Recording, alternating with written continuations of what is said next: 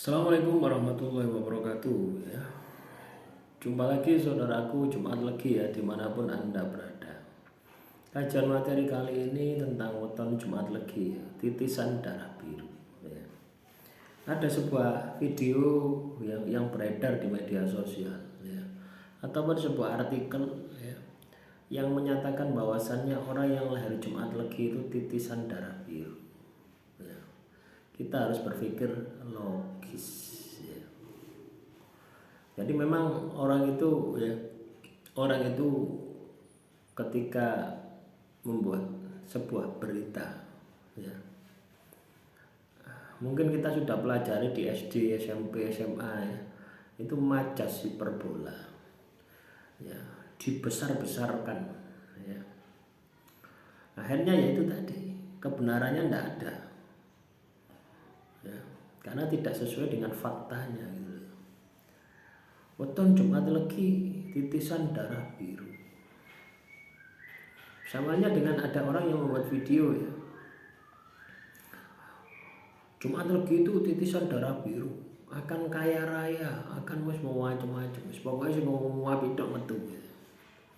Itu kan tujuannya bukan untuk memberikan pencerahan ya, bukan untuk memberikan sesuatu informasi yang sebenarnya gitu ya, tapi untuk mengajak seseorang untuk berhalusinasi, mengajak seseorang untuk berilusi bahwasanya orang yang lahir Jumat Legi itu memiliki potensi ya, darah biru, dan itu pasti, itu dipastikan kok ya.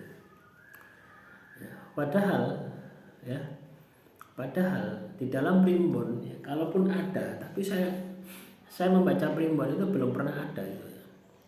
Bahwasanya Jumat Legi itu darah biru itu belum pernah ada, itu hanya kiasan saja gitu. Ya pada dasarnya setiap manusia itu sama saja gitu ya. Yang membuat mereka itu bisa menjadi darah biru itu adalah status sosialnya. Misalkan teman-teman Jumat Legi ini giat bekerja ya, pandai mencari uang, akhirnya Anda punya kekuasaan, Anda punya jabatan, Anda punya pengaruh, maka disebut dengan darah biru. Nah ini yang bisa multitafsir gitu ya. Ketika ketemu dengan orang yang malas itu sangat berbahaya ya. Misalnya Jumat Legi yang malas, terus ketemu Jumat Legi titisan darah biru, waduh aku titisannya darah biru, titisannya rojo, kan ini juga tidak masuk logika. Masuk darah biru wakai gitu ya, pasti kan dia tidak banyak gitu ya. Misalnya titisannya Prabu Siliwangi ya, itu kan pasti kan dia tidak banyak gitu. Tidak bisa dijustifikasi pukul rata gitu berdasarkan hari lahir dan pasaran. Kalau berdasarkan hari lahir dan pasaran, nah kacau gitu. Inilah yang disebut dengan majas hiperbola.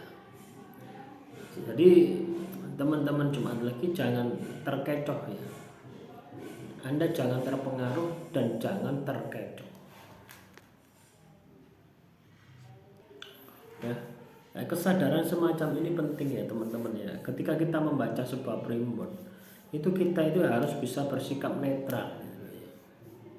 Jadi apa yang tertulis di dalam primbon itu bukan berarti hidup Anda, itu hanya sebatas pelajaran yang bisa kamu ambil. Kalau positif Anda harus bisa mengejarnya, kalau negatif bagaimana Anda menghindarinya gitu ya. Paham ya teman-teman Jumat Legi ya.